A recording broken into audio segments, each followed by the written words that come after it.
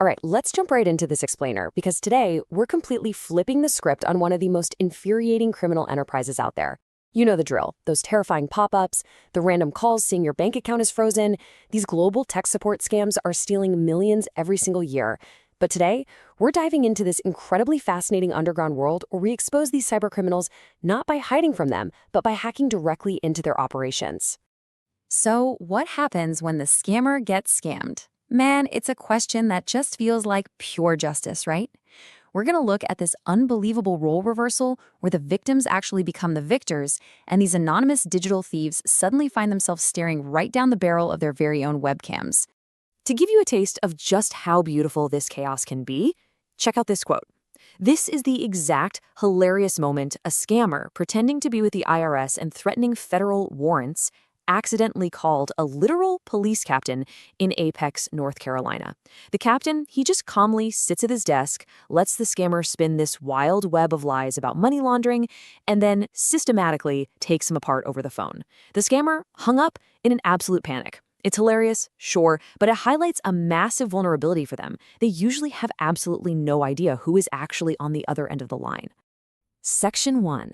Anatomy of a Scam, the Deception Playbook. Okay, let's dive into this. The mechanics of these crimes almost always follow a very specific three-step routine.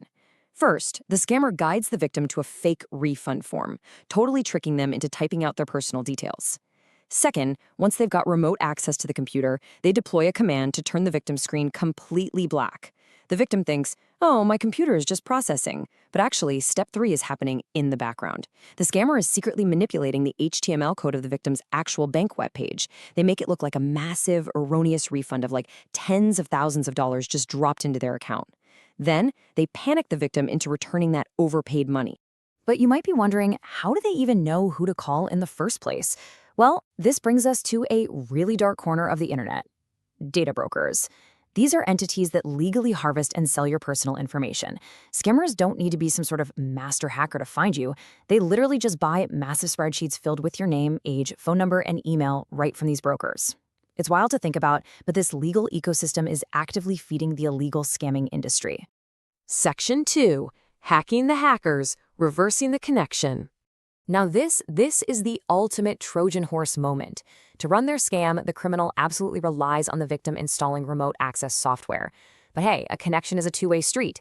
The second a scammer connects to a highly trained scam baiter posing as a clueless victim, the baiter uses specialized software to just completely reverse the flow. In the blink of an eye, the scam baiter elevates their access, blows right past the scammer's security, and takes permanent, hidden, administrative control of the scammer's own PC. Once they're inside, the sheer power of this scam baiter toolkit is just incredible. They instantly trace the scammer's true IP address, slicing right through their fake VPNs. They hijack the computer's microphone to listen in, and even silently fire up the webcam to watch the criminal at work. Now, what's really interesting here is a specific case where scam baiters couldn't figure out a scammer's real name, so they used Wi-Fi network mapping to look at every single network his laptop had ever connected to. And right there in the history was a home network literally named Sajad, giving away his identity instantly. Boom, caught. Section 3. Inside the scammer's PC, uncovering the loot. So what do they find in there? Scam baiters regularly uncover massive caches of stolen digital assets. We're talking master text documents listing hundreds of victim usernames and passwords for literally any website you can imagine. They find tax invoices for the illegal call centers. But man, the most gut-wrenching finds are for sure the compromised credit cards. In one operation, scam baiters watched a scammer named Abhijit type in the stolen credit card details of a 76-year-old victim just to casually buy himself a brand new OnePlus smartphone on Amazon. Just look at this number. Scam baiters found an image of a fake Wells Fargo check sitting right there on a scammer's desktop, filled out for exactly $30,025. It perfectly illustrates the incredibly high stakes we're talking about here. These guys aren't petty thieves trying to swipe $20. They are literally trying to wipe out entire life savings in a single afternoon. And the damage, it adds up so fast. In just a single, totally unassuming text file hidden on one scammer's hard drive, baiters logged 19 recent, successful scams resulting in an estimated $10,000 in immediate damages. The sheer volume of victims, just casually organized in these simple text files, really proves that these operations are ruthless, highly organized financial meat grinders. Section 4. Trolling for justice, the scammer payback tax. There are basically two phases to dismantling a scammer's machine. First up, you have the funny disruption tactics. Scam baiters deploy custom programs like Zoomies, which instantly zooms the scammer's entire screen to 200%, making it literally impossible to click anything. Or they force the computer into an infinite reboot loop while popping up these scary messages that make the scammer actually beg for mercy. But then comes the justice. The baiters systematically and securely delete all the stolen victim data, completely wiping out the scammer's ability to commit identity fraud. And this brilliantly illustrates the whole ethos of the scam baiter community. As they highlight the scammer's illicit files and slam that permanent delete key, they declare, "We're going to go through and delete other documents." We call that the scammer payback tax. Moments later, they drop a benign ransomware that completely bricks the criminal's laptop, ensuring that specific machine can never, ever be used to hurt another vulnerable person again. It's poetic justice, really. Section 5. The $40,000 rescue, a race against time. Now, sometimes the threat actually bleeds over into the real world. A scammer named Roy realized he didn't even need to stay on his victim's computer. Armed with her username, password, and security answers, Roy bypassed her PC entirely. So the crucial point is, he logged directly into her bank account from his own computer all the way in India, kicking back and simply watching live as the elderly victim physically walked into her local bank branch and withdrew $40,000 in cash. But Roy made a fatal error. He pulled up the victim's home address on his screen, revealing to the scam baiters who were monitoring him that the victim lived just an hour away from their own office. The baiters immediately jumped in their cars. At 15 minutes out, they tracked what the scammer was looking at on his screen, a map to a specific gas station. At 11 minutes out, they realized why. It had a Bitcoin ATM, the absolute perfect, untraceable drop for stolen cash.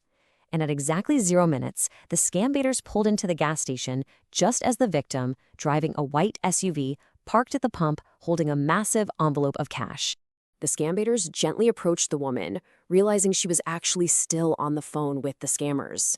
They took her phone and delivered an absolute verbal destruction to the criminal on the other end, shouting, "Don't you ever think you can take money from innocent people? You might as well shut down for the day." Honestly, they saved $40,000 literally minutes before it was going to be fed into an untraceable crypto machine. But this triumph revealed a really frustrating reality.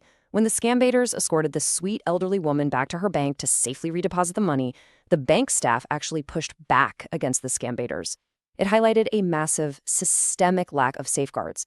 Financial institutions urgently need better stopgaps and technology to protect elderly, vulnerable customers from just waltzing out the door with 40 grand in an envelope while actively being manipulated.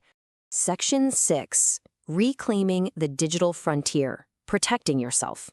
Because we obviously can't rely on scam baiters to be waiting at every single gas station, here are these specific habits you need to adopt right now. First, use a VPN to encrypt your internet traffic so bad actors can't easily track your location.